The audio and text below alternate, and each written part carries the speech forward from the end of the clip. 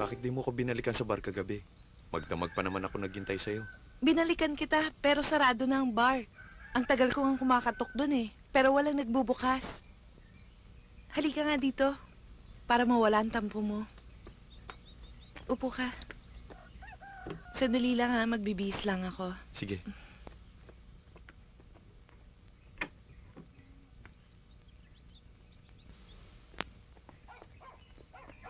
Ayun yung bahay ni Mitos, oh. Ah, ganon. Maraming salamat, Robert, ha? Okay. Jeff, Sige.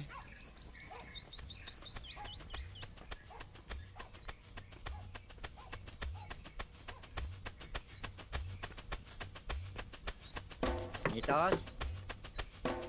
Nitos?